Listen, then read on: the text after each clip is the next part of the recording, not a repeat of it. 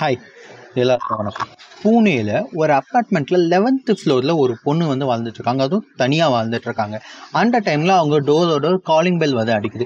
யாருன்ட்டு அவங்க வெளியே போய் பார்க்குறப்போ ஒரு கொரியர் பாய் வந்து நிற்கிறார். கொரியர் பாய் என்ன சொல்கிறாங்களா, உங்களுக்கு பேங்க்லேருந்து ஒரு என்வலப் வந்திருக்கு, இதை வந்து நீங்கள் சைன் பண்ணி தான் எடுக்கணுன்ட்டு. அந்த பொண்ணு என்ன சொல்லுனா, இல்லை இது என்னோட பேங்க் கிடையாது, இல்லை மேடம் உங்களோட நேமில் தான் வந்திருக்கு பாருங்கன்றாங்க.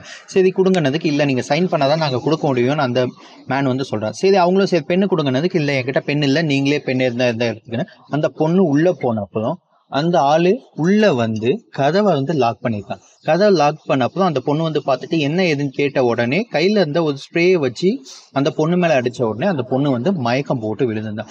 மயக்கம் போட்டு விழுந்த அந்த பொண்ணை என்ன பண்ண முடியுமோ எல்லாத்தையும் பண்ணிட்டு அவன் என்ன பண்ணியிருக்கான்னா, அந்த பொண்ணோட ஃபோன்லேயே எடுத்து ஒரு செல்ஃபி எடுத்திருக்கான். அவனோட ஃபேஸை அவனே ஒரு செல்ஃபி எடுத்திருக்கான். அதுவும் ஆஃப் ஃபேஸ் தெரியுது மாதிரி ஒரு செல்ஃபி எடுத்துட்டு அதில் என்ன மென்ஷன் பண்ணியிருக்கான்னா, இந்த மேட்ரு எங்கன்னா வெளியே தெரிஞ்சிச்சுன்னா நான் திரும்ப வருவேன்ற மாதிரி வந்து அவன் வந்து இன்ஃபார்ம் பண்ணிட்டு போயிருக்கான். பட் அந்த பொண்ணு இருந்தாலும் போலீஸ்க்கு தைரியமாக போயிருக்கு.